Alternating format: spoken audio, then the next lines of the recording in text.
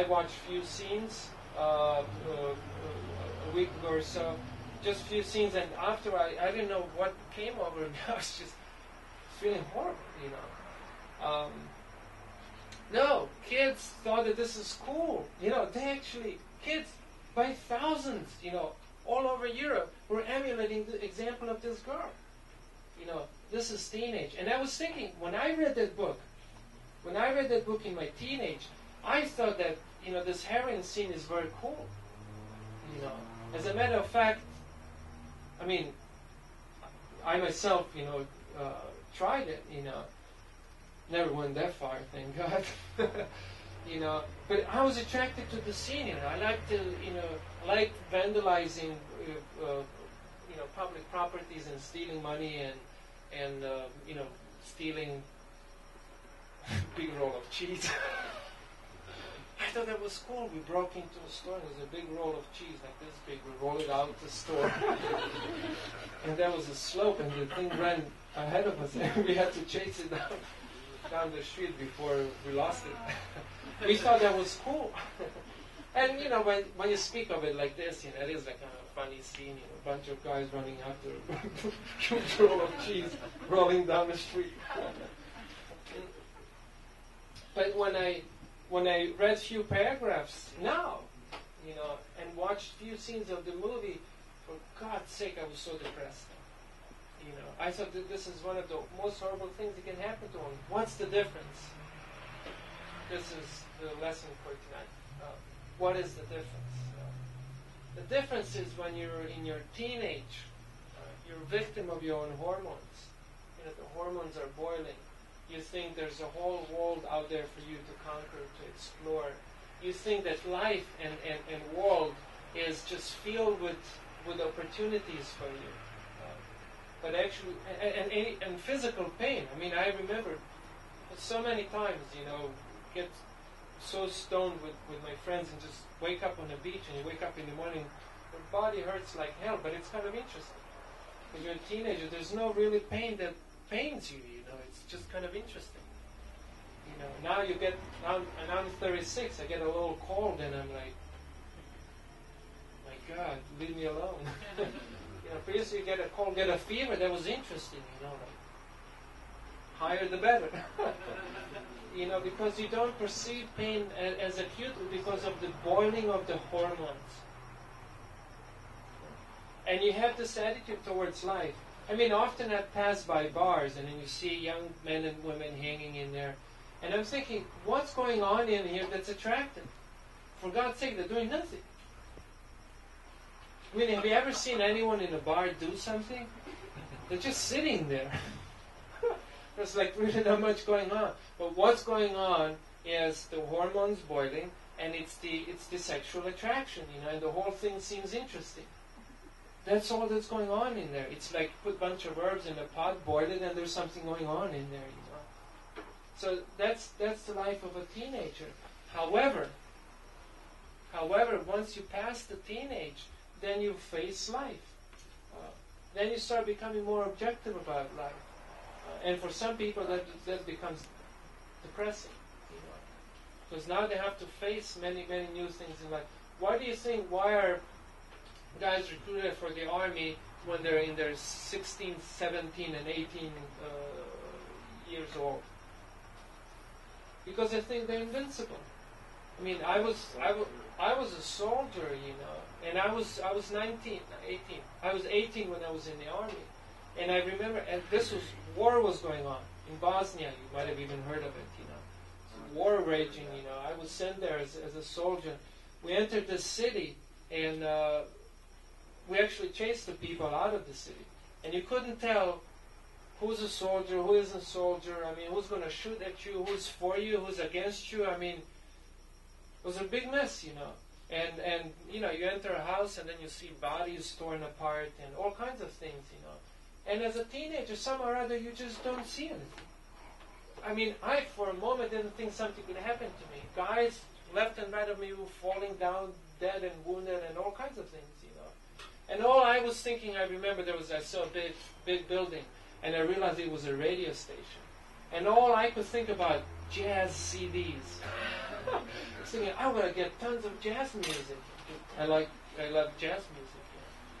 Yeah. And sure enough, I go out there, several dead bodies, torn to pieces, by grenades and stuff, and smell. I mean, I remember I opened one door. Smell hit me. I mean, it was so obnoxious, I almost vomited. But I didn't think a thing of it. Closed the door and went on to look in other places for CDs. Found a dozen or so CDs and left the place. This is teenage. Not an objective age.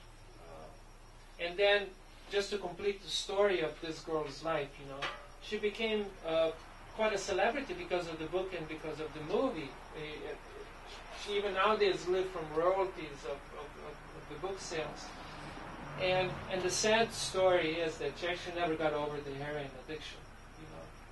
I mean, I guess she did a bunch of times and then back a bunch of times, to the point that in one point she had a child, a son, and the son was taken away from her because she was just incapable of taking care of this boy. And nowadays, as we speak, she's still a heroin addict. And you can look her up, Christiane F. Some kind of long German name, but that's how they translated the book and the movie in English. Christine. That's how they say in German. Christine F. Now, just one last thought to connect all these dots and put it in perspective with the world of yoga. This kind of juggling, with this attraction and repulsion type of a thing, is not something that just a heroin addict goes through. But this is something that all of us go through in our lives.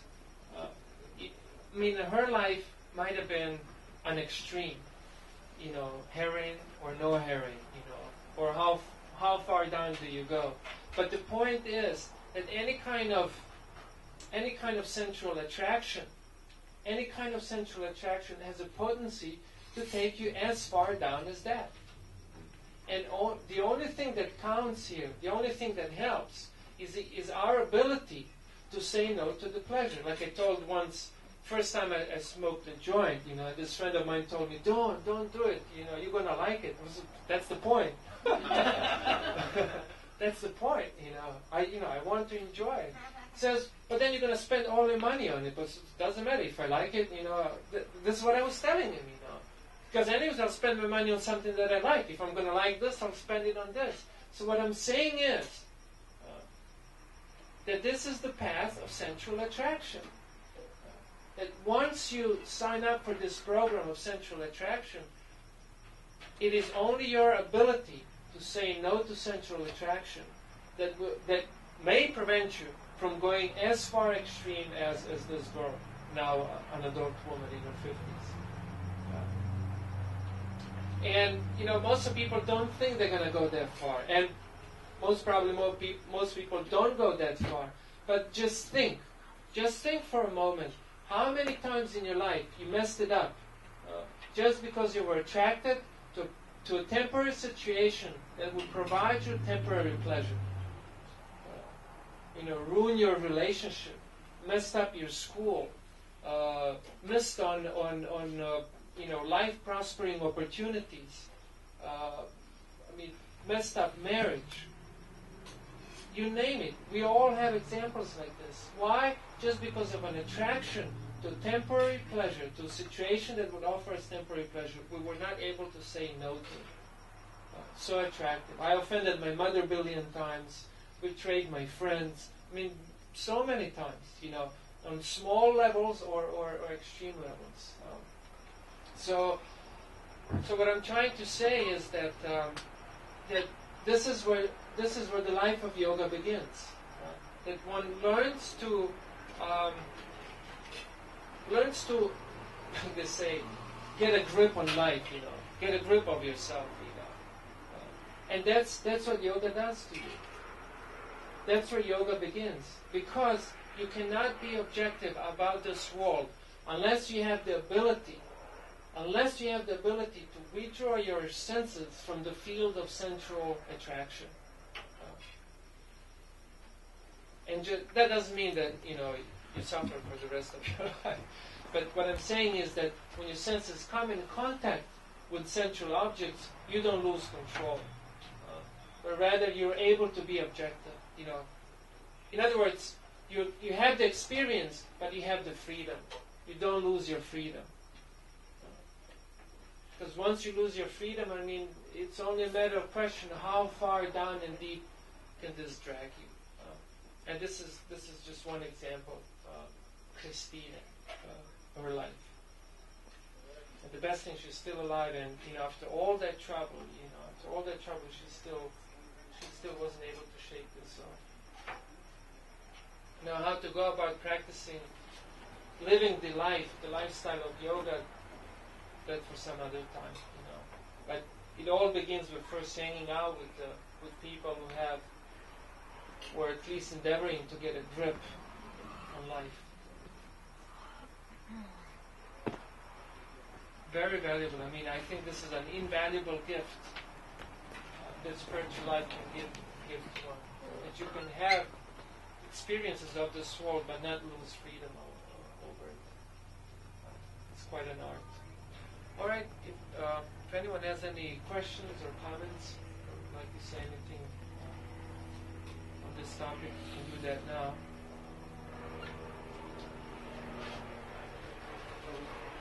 Even now, people who are in their 30s or 60s, you see them in the bars. Yeah. So, you said that teenage people hang out in the bars because But older people do too, or like. That's what I said. I said that what's happening, and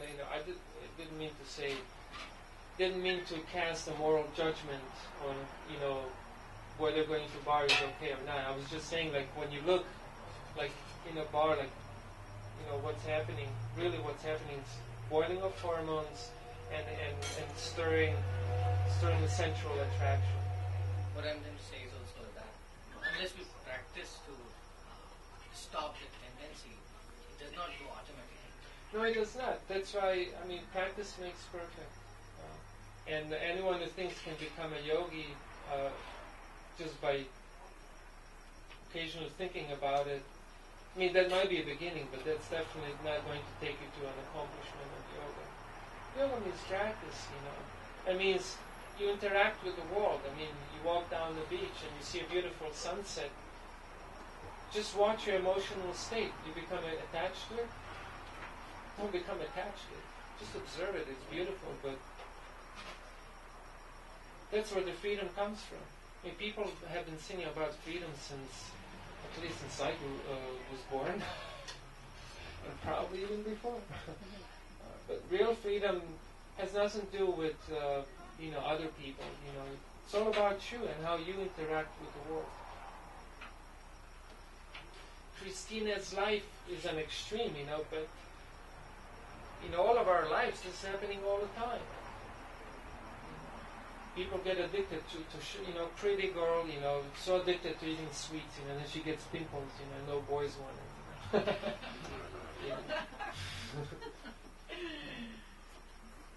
Actually, that was my problem too. As a teenager. That's like an innocent example, but I tell you, when I was a teenager, when that pimple would pop on my cheek or my nose, I'd be very disturbed. That's one example, but it decreases the quality of your life. Just trying to give you a clue as to what are the just side benefits of practicing yoga. Like really adopting the lifestyle of yoga. Hanging out with yogis, having a culture of a yogi. It gives you full-fledged freedom, to interact with the world and not lose your brain, not lose your freedom. Yes? Yeah, it seems to me people I've known over the years, they seem to have lost their ability to judge, and it seems like they have permanent brain damage from alcohol and drug addiction, even though they have an appearance of being perfectly normal. And But when I meet people who have done yoga all their life, their mind and their intelligence seem to expand it. Oh, yeah. So it's like two different roads.